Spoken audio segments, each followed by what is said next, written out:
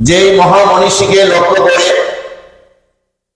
যার স্মরণে আজকের এই মাহফিল, তিনি আমার অত্যন্ত শ্রদ্ধাভাজন উস্তাদ।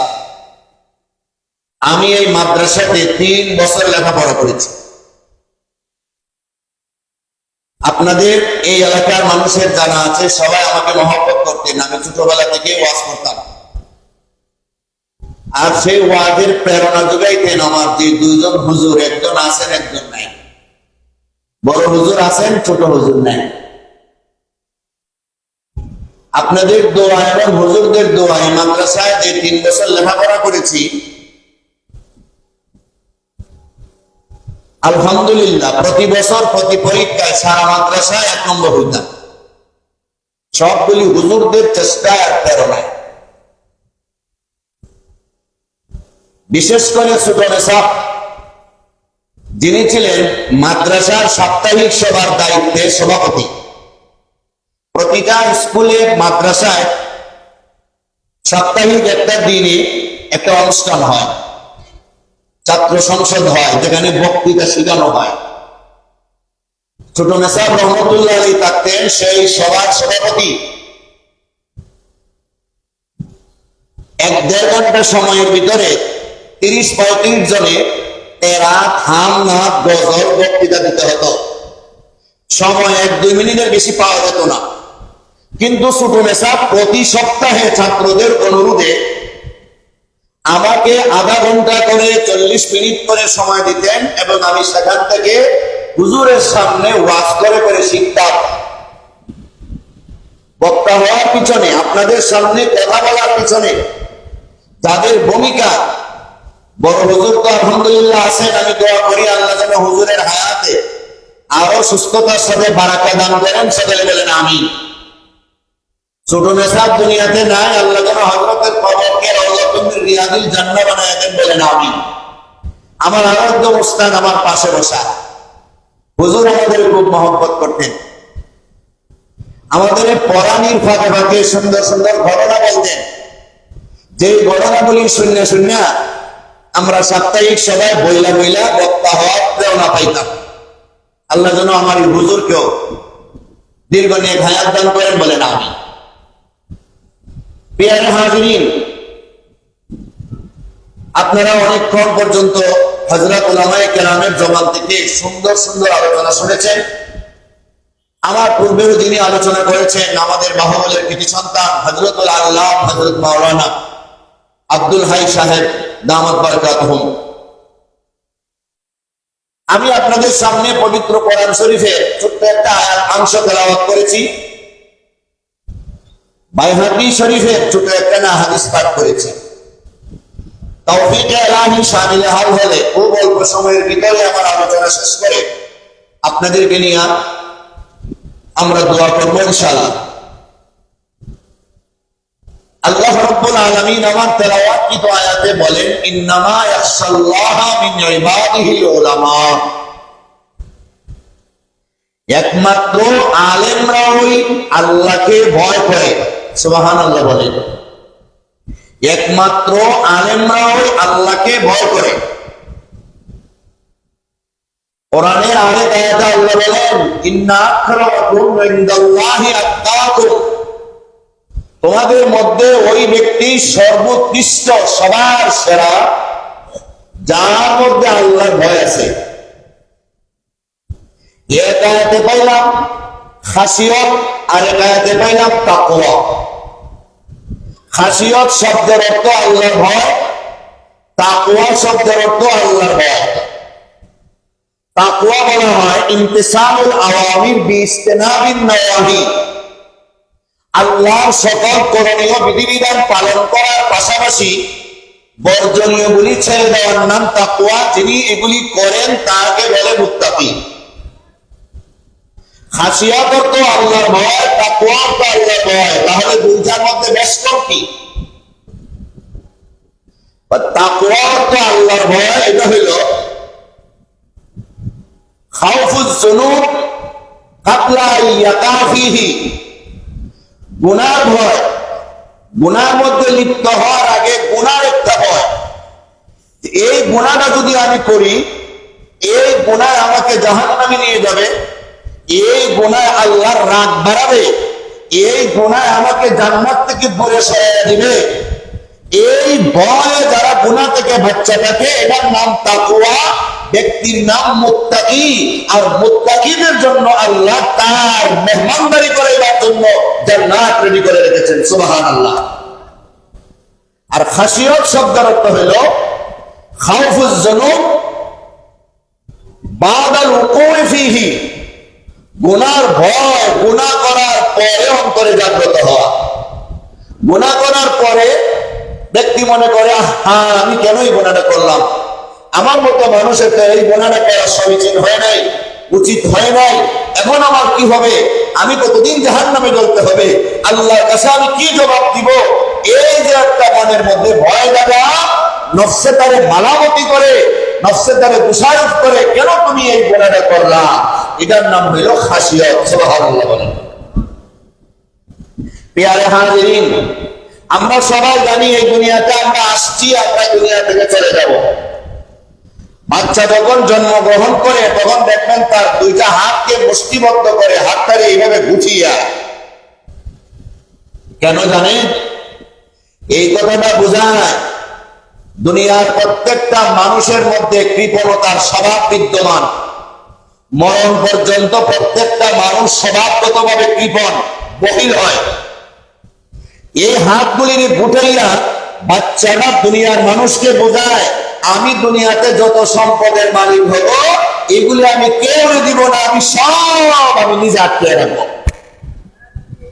কিন্তু যখন একজন মানুষ মারা যায় তখন কিন্তু তার হাতগুলি এইভাবে গুটিয়ে থাকে না, মুষ্টিবদ্ধ থাকে না, হাতগুলি প্রসারিত, আমাদের আঞ্চলিক ভাষায় মেলাই থাকে। ঠিক না? ঠিক না?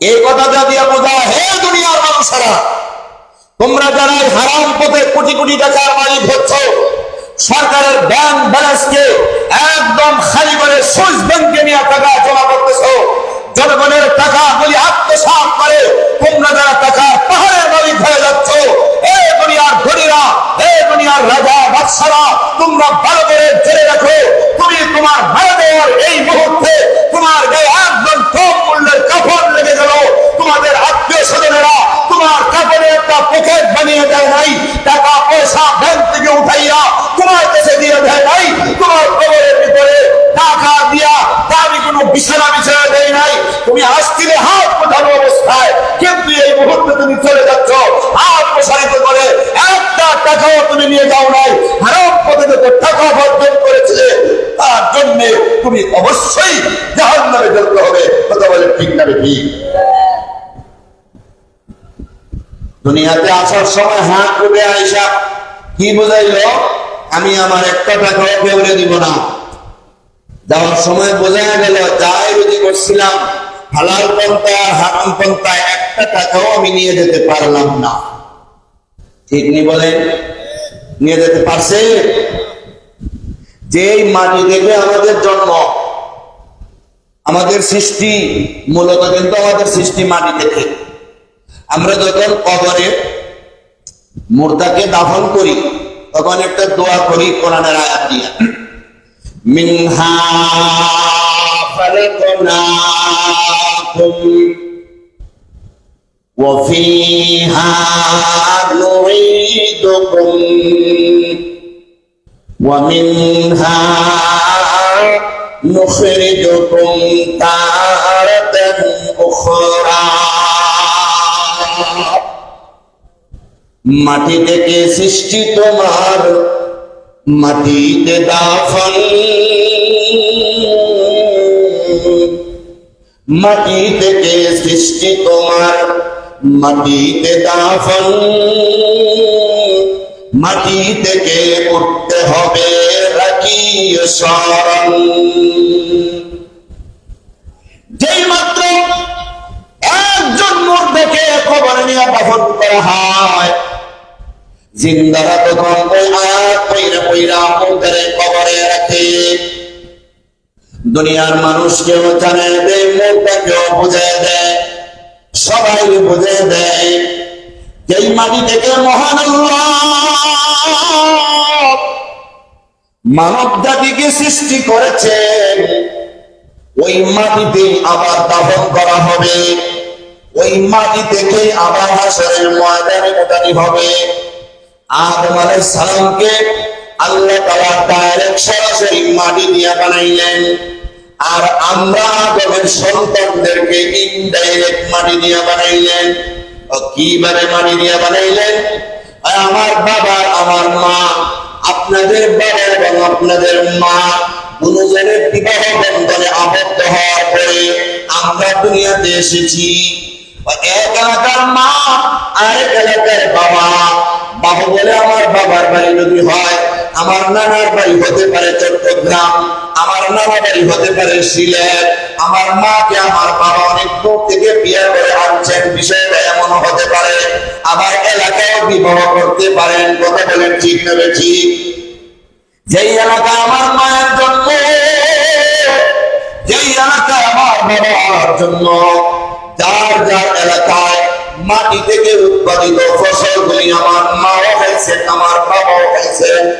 মাটি থেকে উৎপাদিত ডাল থেকে চাল হয়ে পাট খাইছেন, আর যত তরি তরকারি আছে সব খাইছেন, ফল ফ্রুট খাইছেন। এইগুলি খাওয়ার পরে মায়েরও একটা শক্তি হয়েছে, বাবারও একটা শক্তি হয়েছে। বিবাহ বন্ধনের মাধ্যমে দুইটা শক্তির সংমিশ্রণে আপনি আমি মায়ের পেটে এসেছি। যদিও আমরা ডাইরেক্টলি মাটির তৈরি নয়, ইনডাইরেক্টলি আমাদের মার বাবা মাটি থেকে উৎপাদিত খাবার খাওয়ার কারণে যে শক্তি অর্জন করেছিলেন, ওই শক্তির বহিঃপ্রকাশ হলাম আমরা। তাহলে আমরাও তো মাটির তৈরি। দুনিয়ার মানুষের যেই মাটি থেকে আল্লাহ তোমারে বানাইছে, ওই মাটি থেকে আবার তোমাকে দাফন করা হবে, ওই মাটি থেকে হাসরের ময়দানে আবার তোমাকে উঠানি হবে। তুমি আসছিল দুনিয়াতে একা, যাইতে হবে তুমি একা। তোমার সঙ্গে কত মানুষ যাবে, কবর পর্যন্ত যাইয়া দাফন করার পরে আর কেউ তোমার সঙ্গে থাকবে না। একদল জানাজার নামাজ পড়ে চলে যাবে, আর একদল কবরে গিয়া দাফন করার পরে চলে যাবে। তুমি একা একা কবরে থাকতে হবে, একা একা কবর থেকে হাসরের ময়দানে উঠতে হবে। ঠিক না ঠিক না? পুরুমে সাথে যখন আমরা দাফন করতে যাই, জানাজায় তো হাজার হাজার মানুষ ছিল, জানাজা মেয়েরা সবাই চলে গেছেন। গুরুস্থান অনেক দূরে যাওয়ার কারণে কেউ সময়ের অভাব, কেউ অলসতা, কেউ হাঁটতে পারেন না। কিন্তু আমরা যারা হাইটা অনেক দূরে গেছিলাম, আমাদের অনেক কষ্ট হয়েছে, কিন্তু হুজুরের মহব্বতে আমরা লেখাপড়া করছি, হুজুরের সেই মহব্বতে আমরা কবর পর্যন্ত গেছি। বলে কবর পর্যন্ত গিয়ে কি আমরা কবরের ভিতরে কেউ থাকছি না? কবর থেকে আমরা সবাই চলে আসছি, সবাই চলে আসছি। এত মহব্বতে এত জায়গা হাইটা কষ্ট করে গেলাম, কিন্তু সেখানে টাকার মতো সাহসও ছিল না, টাকার মতো কোনো সিস্টেমও নাই, টাকার মতো কোনো বৈধতাও নাই। হ্যাঁ, টাকাটা উচিত হবে না, কেউ থাকবে না, কবরে একাই যেতে হবে, একাই থাকতে হবে, একাই কবর থেকে উঠতে হবে। কিন্তু সম্মান পাবে কারা? যারা মাটির তলে যাইবার আগে সম্মান অর্জন করবে, মাটির তলে যাওয়ার পরে সম্মান নিয়ে থাকতে পারবে।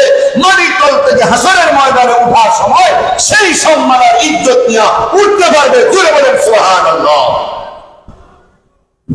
আমার প্রাণের ভাইয়েরা, আমার প্রাণের বাবারা, আমি আপনাদের সামনে একটা হাদিস পাঠ করছি, বাইহাকী শরীফের হাদিস। হযরত আনাস রাদিয়াল্লাহু আনহু থেকে বর্ণিত। নবীজি সাহাবায়ে কেরামদের সামনে প্রশ্ন করলেন, হাল তাদরুনা মান আজওয়াদু জুদা? এ সাহাবীরা, তোমরা কি জানো সবচেয়ে বড় দাতা কে? সবচেয়ে বড় দাতা কে তোমরা কি জানো? قالوا الله ورسوله আলাম। সবাই বললেন আল্লাহ এবং তার রাসূল ভালো জানেন, আমরা জানি না। নবীজি বললেন, কালা আল্লাহু আজওয়াদু জুদা সুম্মা আনা আজওয়াদু বনি আদম ওয়া আজওয়াদুহুম মিন বাদি রাজুলুন আলিমা ইলমান ফানাশারা। সুবহানাল্লাহ। হে আমার সাহাবায়ে কেরামের দল, এক নম্বর দাতা হলেন আল্লাহ। যিনি আসমান বানাইলেন, জমিন বানাইলেন, চন্দ্র সূর্য লৌহ কলম নবমণ্ডল ভূমণ্ডল, এত দুবয়ের ভিতরে বাহিরে যা কিছু আছে সব কিছু যিনি বানাইলেন। আসমানের মধ্যে আল্লাহ চন্দ্র ফিটিং করলেন, সূর্য ফিটিং করলেন। ওয়াজালাল কামারা ফীহিন্না নূরা ওয়াজালাশ শামসা সিরাজা, দিনের বেলা আলো দেওয়ার জন্য একটা সূর্য ফিটিং করে দিলেন, রাতের বেলা ডিম লাইটের জন্য একটা চন্দ্র ফিটিং করে দিলেন।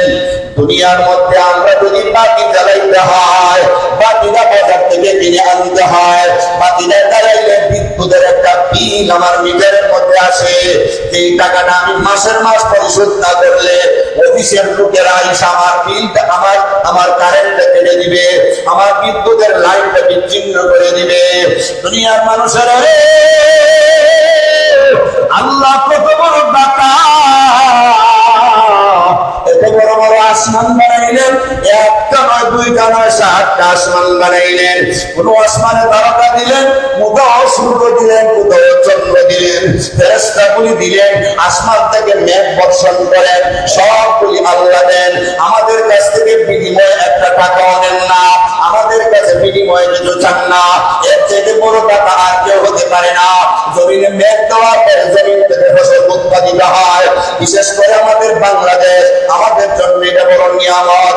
অন্য কোন দেশে একটা গাছের চারা লাগাইতে হলে অন্য দেশ থেকে গাছের চারাটা কিনে নিতে হয়, মাটিটাও প্লেন দিয়ে কিনে নিতে হয়, অনেক পরিচর্যা করে গাছ থেকে উঠাইতে হয়। কিন্তু আল্লাহ ভৌগোলিক ভাবে আমাদের বাংলাদেশটারে এত উর্বর বানিয়ে দিয়েছেন।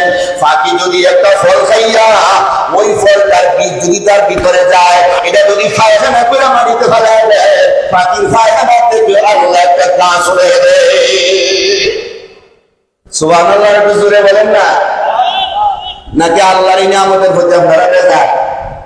হ্যাঁ, এই দুনিয়ার মানুষেরা আল্লাহ কত বড় দাতা। মায়ের ঘরে সন্তান জন্ম নেয়, সন্তানকে 2টা বছর লালন পালন করাইবার জন্য মায়ের বুকে আল্লাহ 2টা মেশিন ফিট করে দিলেন, যেখান থেকে দুধ বের হয়। দিনের বেলাও আর রাতের বেলাও কোন সময় এই দুধ খাওয়ার কারণে বাচ্চা সুস্থ হয় না। ঠান্ডার দিনে গভীর রাইতে দুধ পান করলো, এটা যেন আলাদা একটা নাকি শীতস্য অবস্থা থাকে, না গরম না ঠান্ডা। 2টা বছর সন্তানের দাগ উঠবে না, উঠলেও 1-2টা উঠবে, সবগুলি উঠবে না। দুধ ছাড়া আর কিছু খাইতে তার বড় কষ্ট হবে। আল্লাহ 2টা বছর তার জন্য দুধের ব্যবস্থা করে দিলেন। কিন্তু 2 বছর পরে আর দুধ খাইতে পারবে না, আর দুধ খাইবে না। যদিও হানাফি মাযহাব অনুযায়ী 2.5 বছর পর্যন্ত দুধ খাওয়ানো যায় গেছে, কিন্তু 2 বছরের ভিতরে শেষ করা হলো উত্তম। এরপরে তো আর তার এই দুধ খাইয়া বাঁচার মতো কোনো সুযোগ নাই। সে তো এখন বাহিরের খাবার খাইতে হবে, বাহিরের খাবার খাইতে হবে, কামড় দিয়ে খাইতে হবে, তার তাদের প্রয়োজন। আল্লাহ 1টা 2টা করে করে তার মুখের মধ্যে 32টা জাতের ব্যবস্থা করে দেন, যেটার জন্য কোনো মানুষই তার কাছে দরখাস্ত করে নাই, অ্যাপ্লিকেশন করে নাই, কোনো আবদার করে নাই।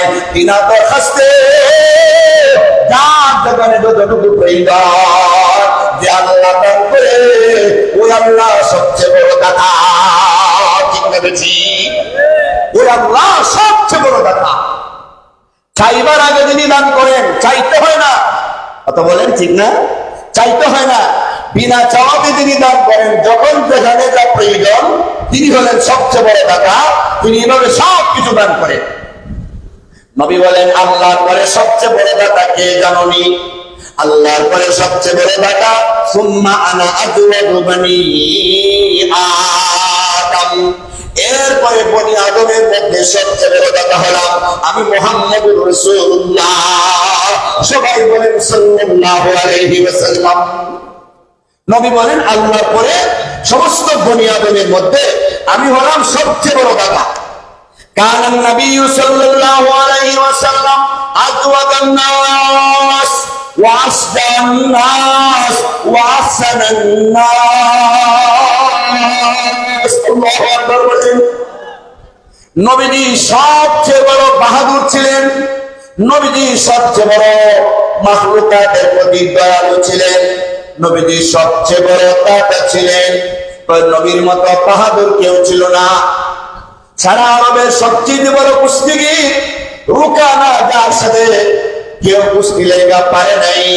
হঠাৎ করে একদিন মরুভূমি এলাকার সাইডে রুকানা রাহমাতুল্লিল আলামিনকে দেখে দেখে বলে, ও মুহাম্মদ, শুনেছি তুমি নাকি এই এলাকার মধ্যে নবুয়তের দাবিদার, নবুয়তি প্রচার করো, তোমার আল্লাহ নাকি অনেক শক্তি, তোমার আল্লাহ নাকি অনেক বড়, তুমি নাকি বিশ্ব পয়গম্বর।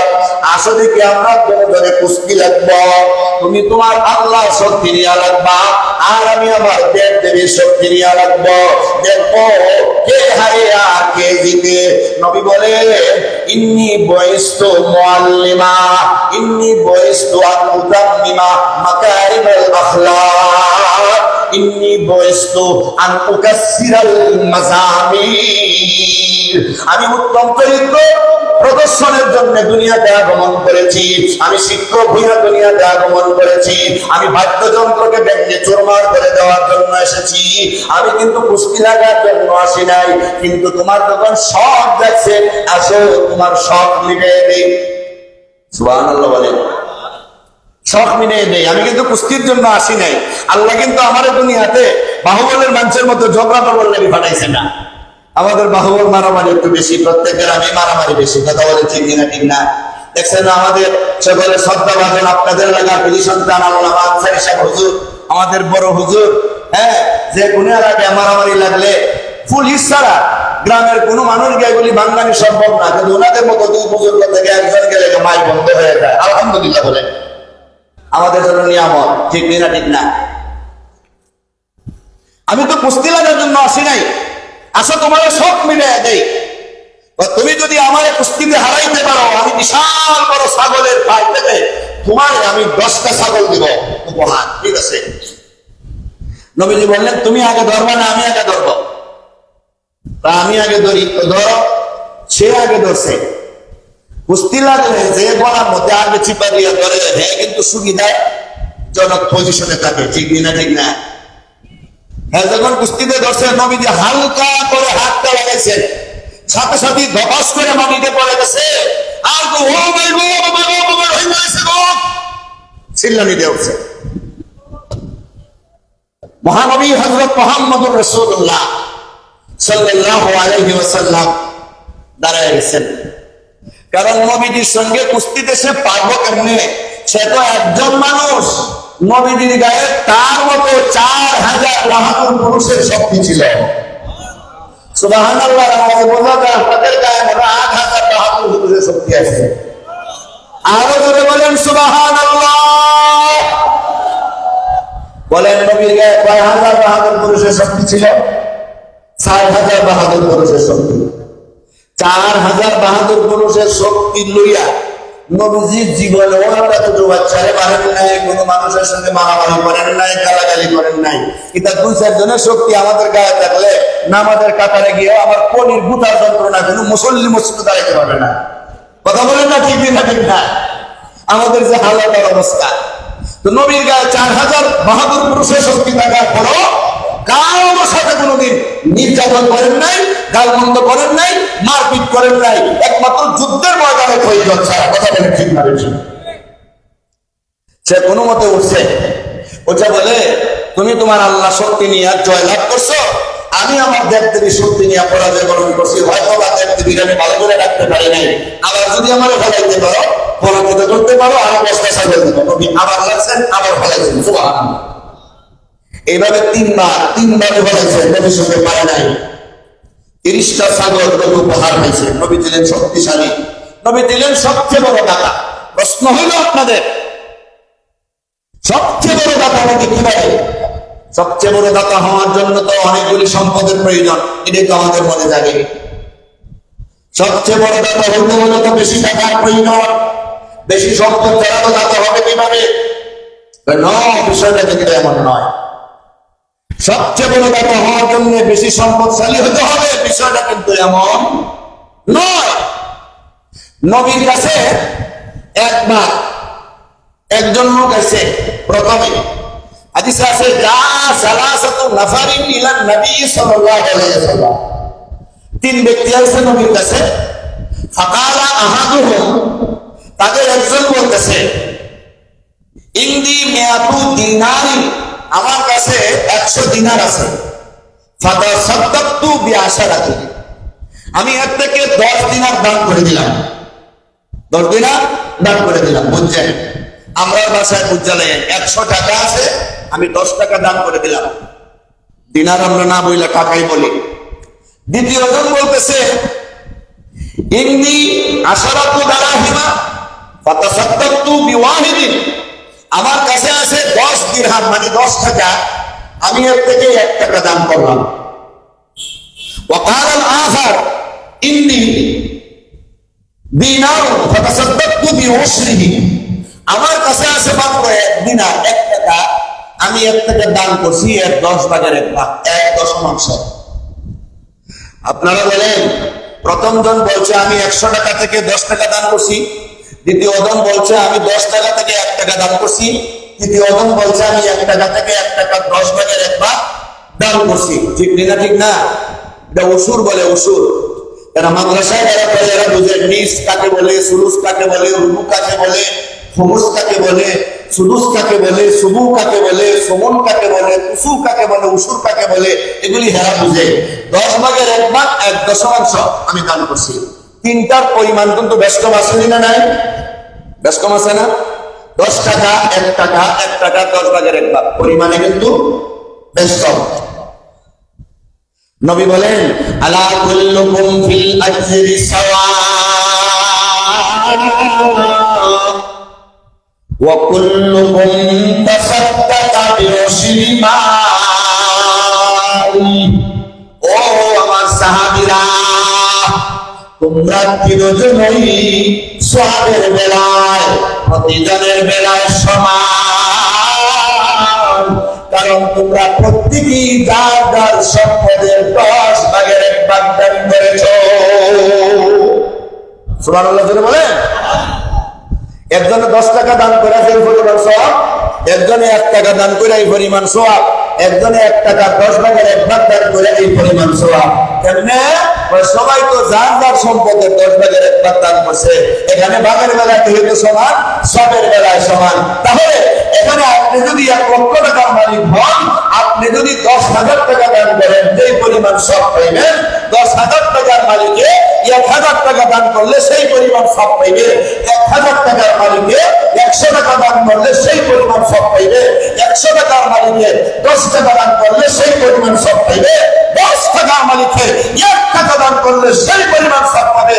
1 টাকার মালিকে 10 পয়সা দান করলে সেই পরিমাণ সব পাইবে। জোরে বলেন সুবহানাল্লাহ। কারণ সম্পদ দিছেন কে? আল্লাহ। কার কতটুকু দিবেন দিছেন সবগুলি আল্লাহর ইচ্ছা হয়েছে। এখন যে যতটুকু সম্পদ থেকে যতটুকু দান করবে ততটুকু হিসাবে সব পাইবে। এখন বলেন তো দেখি, আপনার কাছে আছে 1 কোটি টাকা, আর আপনি 1 কোটি টাকা থেকে দান করছেন 1 লক্ষ টাকা, সব কিন্তু অবশ্যই হবে। ঠিক নেই? নিয়ত ভালো থাকলে। আর আরেকজনের কাছে আছে মাত্র 1 টাকা, আপনি হলেন 1 কোটি টাকার মালিক, দান করছেন 1 লক্ষ, আর আরেকজন মানুষ মালিক কয় টাকা? 1 টাকা, সে তার পুরোটা টাকাও দান করে দিচ্ছে। আপনারা এবার বলেন দেখি সব কার বেশি হবে? 1 টাকা দিলাম। কেন? সে সম্পূর্ণ দান করে দিছে, তার ফ্যামিলির চিন্তা না কইরা, তার নিজের চিন্তা না কইরা, তার কাছে কিচ্ছু রাখছে না। 1 কোটি টাকার মালিক এটা এখনো 99 লক্ষ টাকা বাকি রাখছে, আর মাত্র 1 লক্ষ টাকা দান করছে।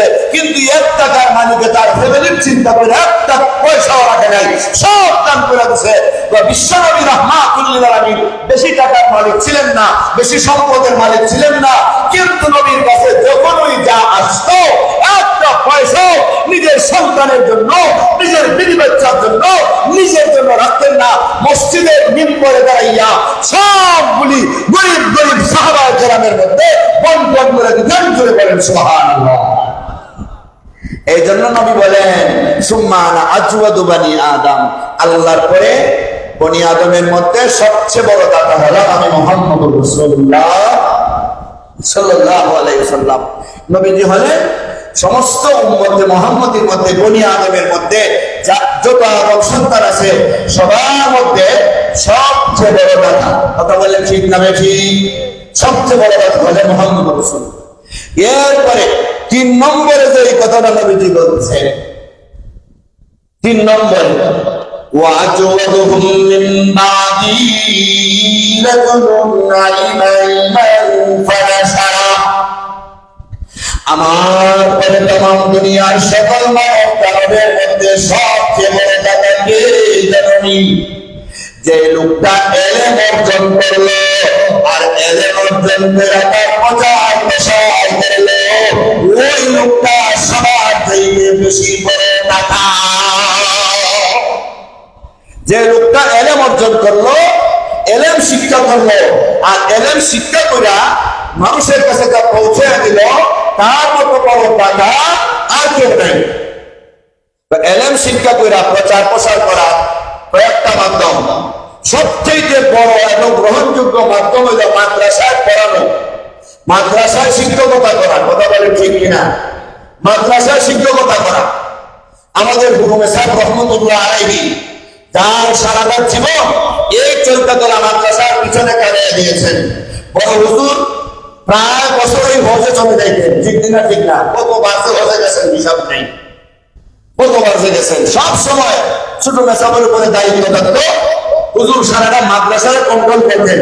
চাঁদার মৌসুমে কিভাবে চাঁদা করতে হবে, সবার মৌসুমে কিভাবে সবার আনন্দ দিতে হবে, স্টেজটা কিভাবে পরিচালনা করতে হবে, বক্তাদেরকে কিভাবে স্টেজে উঠাইতে হবে, হ্যাঁ, দান চালগুলি কিভাবে কালেকশন করে আনতে হবে। মাদ্রাসার জন্য ওনার কোথাও জীবনটা বিলীন করে দিয়েছেন। মৃত্যু পর্যন্ত তিনি মাদ্রাসার খেদমতে নিয়োজিত ছিলেন, যার তত্ত্বাবধানে হাজার হাজার আলেম, মুহাদ্দিস, মুফাসসির, হাফেজে কোরআন এই চৈতন্যরা মাদ্রাসা থেকে বের হয়েছে।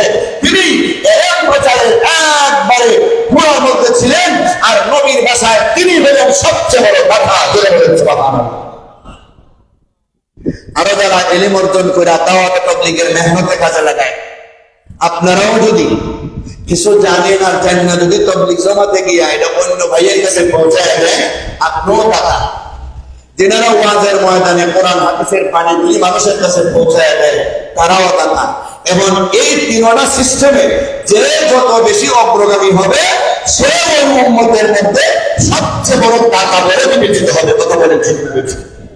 প্রিয় হাজিরিন, যেহেতু এটা ওয়াজের মৌসুম না, হ্যাঁ, আপনারা গরমের মৌসুমে বসছেন, অনেক গরম লাগছে। এশার নামাজ পড়াইছিলাম আমি, মেহরাবের ভিতরে ঢুকছি, আনসার সাহেব হুজুর বারাকাল্লাহু বিহায়াতিহি আমারে ধাক্কা দিয়ে দিয়েছেন সামনে, বাবা তুমি নামাজ পড়ো। গিয়া দেখি আগুনের আঁচ লাগতেছে, চোখ নাচ। এমন কষ্ট হয়েছে, আপনাদেরও তো কষ্ট হয়েছে গরমের মধ্যে। গরমের মধ্যে নামাজ পড়লে শয়তানে আরো গরম লাগাই দেয়, বুঝলেন না? শয়তান আরো ভাগে ভাগে গরম লাগায়, দেখো গরমে তাড়াতাড়ি বাইরে হয়ে যায়। কিসের গরম? এটা তো জাহান্নামের গরমের কুচি ভাগরে এক ভাগ না। কথা বলে ঠিক না ঠিক? গরমে আর শীতে যেন আমাদের নামাজ নষ্ট করতে না পারে, গরমে আর শীতে যেন আমাদের ইবাদতে ব্যাঘাত ঘটাইতে না পারে। এত গরমের মধ্যে যে শেষ পর্যন্ত দোয়া পর্যন্ত আপনারা বসে রয়েছেন, আপনাদেরকে ধন্যবাদ জানাই। হ্যাঁ, এই এলাকাতে আমি 3 বছর লেখাপড়া করছি। আমার একটা লজিং ছিল এই বাড়ি, শামসুদ্দিন ভাই মাওলানা সাহেব ছিলেন, ওনার বাড়িতে। আর একটা লজিং ছিল জনাব ফারুক মিয়া সাহেব, মানিক মিয়া সাহেব, ওনাদের বাড়িতে। বড় মেসাবের করো আমার লজিং দেন, আমার 3টা লজিং। কত মায়া যে আমার মুরব্বীরা করতো। একমাত্র লেখাপড়া ভালো ছিলাম, ওয়াজ করতেও পারতাম, এগুলি জানি না, এরা আমার মহব্বত করত। আমি ব্যক্তিরে না, এলেমরে মহব্বত করত। আর এলেমরে মহব্বত এলাকার মানুষের করার কারণে এই এলাকায় বড় মাদ্রাসা আছে। সেই সময় থেকে মাওলানা ফখরুল ইসলাম সাহেবের ফ্যামিলির লোকেরা আমি দেখছি, ওনার আপনার দাদা নিয়েছিলেন প্রথমে, ওনার দাদা আমরা যখন পড়ি তখন উনি ছিলেন মাদ্রাসার সভাপতি। সব সময় সুখে দুঃখে খবর রাখতেন। আজকে উনিও তো দুনিয়াতে নাই। হ্যাঁ, মাদ্রাসার সঙ্গে যারাই সম্পৃক্ত ছিলেন, টাকা দিয়া, পরামর্শ দিয়া, মিটিং এ আইসা, দান দিয়া, চাল দিয়া, ছাত্রদের লজিং খাওয়াইয়া, হুজুরদের সম্মান কইরা আমরা কিন্তু সব সময় ওনাদের জন্য দোয়া করি। আর এই যে এলাকার মানুষের বাড়ি বেড়ে খাইয়া খাইয়া যারা বাজারে হাসপাতালে চা খাইলে বিস্কুট খাইলে টাকা নিত না, বিল নিত না, কত বাবা দোয়া করো, হ্যাঁ তোমাদের দোয়ায় আমরা ব্যবসাতে বরকত হইব, এরকম করতো। এই লোকগুলির জন্য দোয়া করবো না তো কার জন্য করবো? আমরা কিন্তু আপনাদেরকে কোনোদিন দোয়াতে বলি না, সবসময় আপনাদের জন্য দোয়া করবো। এই মাদ্রাসার প্রতি সবাই নজর রাখবেন, এই মাদ্রাসার প্রতি সবাই খেয়াল রাখবেন, যেখান থেকে প্রতিটা বছরে অনেক অনেক ছাত্ররা বের হইয়া সারা পৃথিবীতে দিন প্রচারের কাজ করবে। বিশেষ করে আজকে যাকে উপলব্ধ করে আজকে যে মাহফিল বিলফুল হুজুর যুব সংগঠন আমাদেরকে উপহার দিল, তাদের সকল যুবকদেরকে আমি আল্লাহর কাছে সমঝে দিই, আল্লাহ যেন প্রত্যেকটা যুবকের হায়াতের মধ্যে বরকত দান করেন, দম দৌলত মাল ও আওলাদের মধ্যে বরকত দান করেন। মাদ্রাসার যত আসাতিজায়ে কেরাম আছেন সকলকে যেন আল্লাহ নেক হায়াত দান করেন। বিশেষ করে বড় হুজুর, তারপরে আমার সামনে যে হুজুর আছেন, আমার উস্তাদ, আমি সরাসরি হুজুরের কাছে পড়ছি, আমাদের তো আসাতিজায়ে কেরাম আছেন, সবাইকে যেন আল্লাহ নেক হায়াত দান করেন। ছাত্রদেরকে যেন আল্লাহ ইলমে নববী ভালো করে আহরণ করবার তৌফিক দান করেন। আর বিশেষ করে সাহেব রহমতুল্লাহ আলাইহির কবরকে যেন ওনার সকল ছাত্রদের এবং ছাত্ররা তাদের কাছে পৌঁছায়, সকলের ইলম আর আমলের নূর দিয়ে যেন আল্লাহ ওনার কবরটাকে নওয়াজ করে দেন। আল্লাহ যেন ওনার জান্নাতের মেহমান হিসেবে কবুল করেন। সবাই বলেন আমিন।